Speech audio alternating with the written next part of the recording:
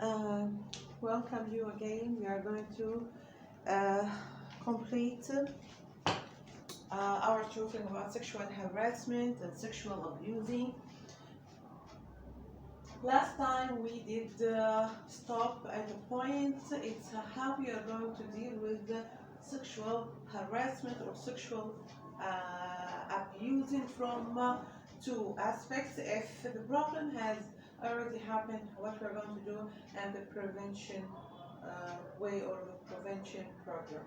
I'm going to begin. I would like, I prefer to begin with the prevention program because this is the base to stop or at least limited or at least express sexual harassment or sexual abusing if it happens. This is very important, very important. Kindly,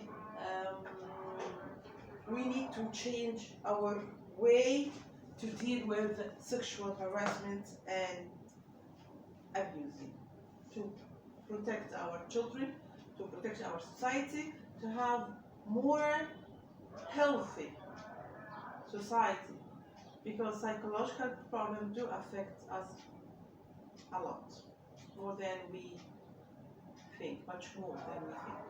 Okay, how to prevent different sexual problems? What we are going to say now is going to prevent different sexual problems, not only sexual harassment or abusing, also homosexuality, also pornography addiction, all the different kinds of sexual problems.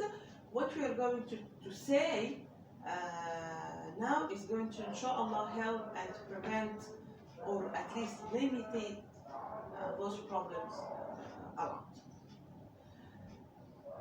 To prevent those problems, we have to talk how the parents are raising their kids at home, how parents are dealing with sexual matters with their kids at home.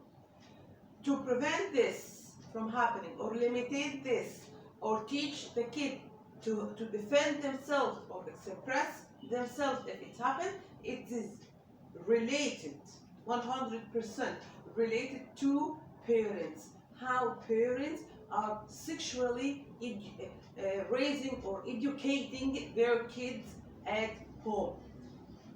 Are parents supposed to talk with their children at home in sexual matters?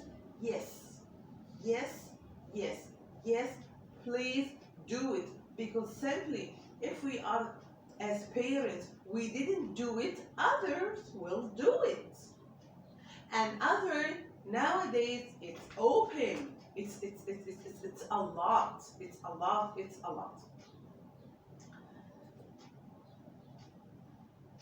Let's look first to the care circles or relationship circles. The child here in the middle in brick color. Let's see who is surrounding him. More the circle is nearer to the child, it's more affecting the child and supposed to give more protection, more education in all aspects in life, including sexual education or sexual raising. First circle is parents, then brother, sister, grandfathers, grandmothers, then caregivers, could be nannies, drivers, the one who are helping them at home, and then society. For us as school, we come here. That parents are the first one who are supposed to give complete and full secure and safe for their children. This secure and safe will not be available unless parents are talking to their child in all different things in life,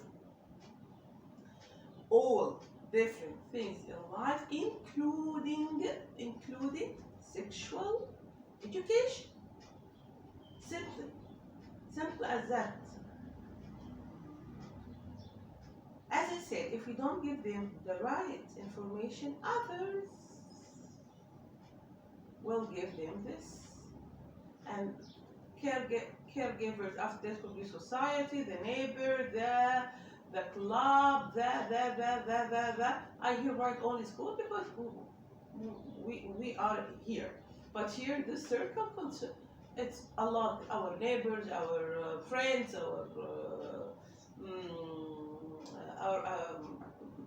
our colleagues in different places, etc. Now, let's see. We say now that parents are supposed to give their children the all the information, including sexual information. If we don't do this, others will do. Right. Let's see what's happening in real life. In real life, from where do many, we don't say everyone, many children get their sexual information. From where? From net. It's available for them. The mobile who is available in the hands of a lot of kids.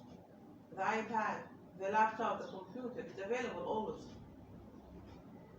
Even if the kid is young, he's not going to enter to sexual sites, but only commercial ads could include bad sexual scene, movies, cartoons. Unfortunately, now a lot of cartoons include also not games. Some games also, electronic games I'm talking about, in PlayStation, etc., including completely unaccepted sexual scenes. Sexual scenes including that parts of the body of the players could be seen, are exposed, so it's supposed not to see those parts. So net is number one now, unfortunately. Colleagues, caregivers, religious places, teachers, and parents by the end. Many children, according to some research, they found this. They found parents, they are the last one to give their kids the sexual information. I'm sorry, is this correct? And this is just a simple question. Is this correct? We are as parents, we do trust all those. We do trust net. We do trust colleagues, caregivers,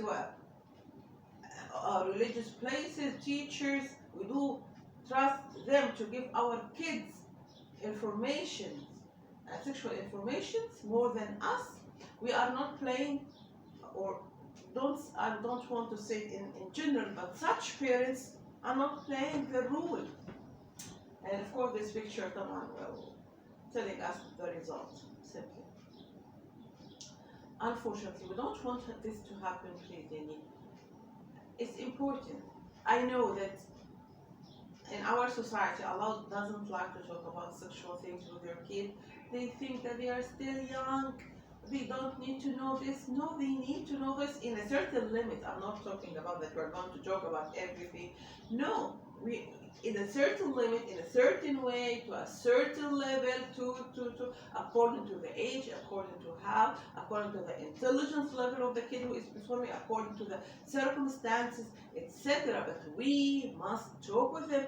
We must explain to them according to different criteria we are going to talk about later.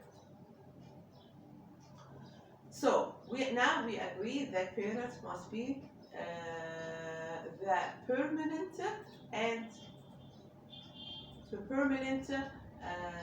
source of sexual information or sexual education for their kids. Okay, parents. They are the one who are responsible. Kindly, do not leave this responsibility for another one. Sex is one of the things which is affecting the people's life, to a very big scale, in a very big scale. You cannot imagine, but according to the research, it affects them. It affects them a lot. Now we are going to begin how parents are going to educate or raise their kid sexually, how they are going to do this, and why they are doing this. First, aims of parental sexual education. The main of parental sexual education is to explain and teach your kid and explain to him, make him understand and feel his or her gender identity. The aim of parental sexual education is to make your kid, son or a daughter, boy or a girl, to understand his or her gender identity, and to teach him how to respect the other gender. Those are very important in our society. Explain to him he is a boy. What the meaning of a boy? How the boy is supposed to act? What's permitted for him? How? What? And to accept, to respect the other gender, which is a girl, and vice versa. Before we go on, we have to understand in detail what is the meaning of gender identity and the difference between gender identity and sex. So, is there a difference between gender identity and sex? This is we'll see now.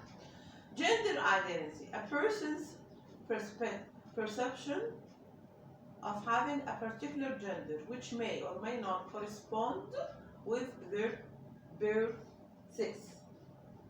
This from dictionary. Person's perception of having a particular gender which may or may not correspond with their birth sex. According to World Health Organization, gender refers to the rules, behaviors, activities, attributes, and opportunities that any society considers appropriate for girls and boys and women and men. Gender interacts with but is different from the binary categories of biological sex. In simple words, gender identity is how the boy is going to act, how the girl is going to act, what's permitted for both of them, what's not permitted, how he's supposed to look like, how each gender is supposed to dress, to talk, the limits of each gender, how each gender is looking to the other gender, if the relationship between both genders is permitted, and if the relationship between inside the same gender is permitted. All this is called the gender identity. This is the gender identity, and it, of course, it's since it refers to the rules according to World Health Organization, since gender refers to the rules, behavior, attributes, and opportunities to society in general, so it would be different from one society to another, one culture to another. This is make us or remind us of the psychological sex. If you remember, in the last episode we talked about the psychological sex, also interaction with society, culture, religion. Gender identity also the same. It's related to society. It's related to religion. So that's why it's different from one society to another. Gender identity, the boy they will act differently in different societies, and here it will be accepted, here will not accept it. So it's different. Here also we have differences, and as always I mentioned, we must understand these differences and accept it, because we are different. We have different aspects. We have different backgrounds. We are not all the same. Always we have differences in all the aspects, including sexual aspects. So there is difference between gender and sex. Yes, gender is more we affected, we created according to our tradition. We teach our kids how to deal as a boy or as a girl. This is the gender. Sex, this it is when he was born. He was born as a boy or as a girl with physical, sexual part, certain physical sexual part as a boy or as a girl. Okay. Now we are going to talk about the development of gender identity in children according to Healthy Children Organization. Around age two, children become conscious of their physical differences. In around two, they begin conscious. There is difference between me and him, between me as a girl and him as a boy. And then later on, before 3 years old, most children can easily label themselves. I'm a boy or I am a girl. Before age 4, most children have a stable sense of their gender identity.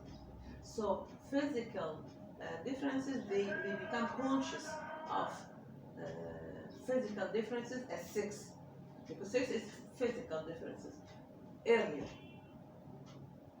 But to be conscious and aware and have a stable sense of their gender identity, it's going to be around 4, before 4 by a letter. Yani, of course, we have differences in this because not all the kids are the same. Not everyone is having the same intelligent level. Not everyone have the same abilities. We have special needs, etc. So we say around this age.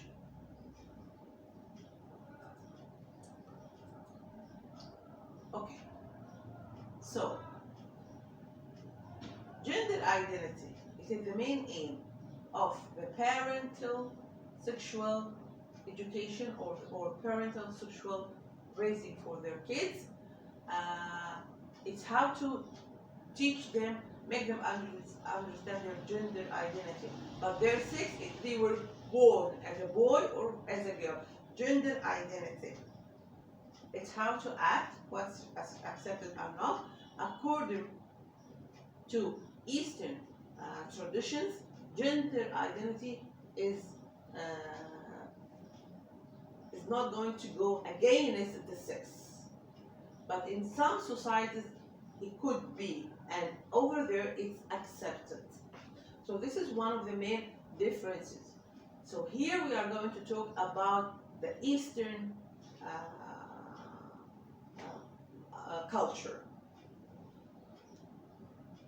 As we said before, what we are going to say here is going to, inshallah, help to stop or prevent or limit all the sexual problems, different ones, not only sexual harassment, sexual abusing, homosexuality, porno addiction, etc. Any kind. Okay? And as we say, it's the responsibility of the parents. We are going to talk now about the principles of positive and successful parental sexual education. How to raise our kids in a positive way at home. This we're going to talk about next process. Thank you so much. I hope it was not boring. It's a little bit difficult, but I hope it will help. It's really important. Thank you.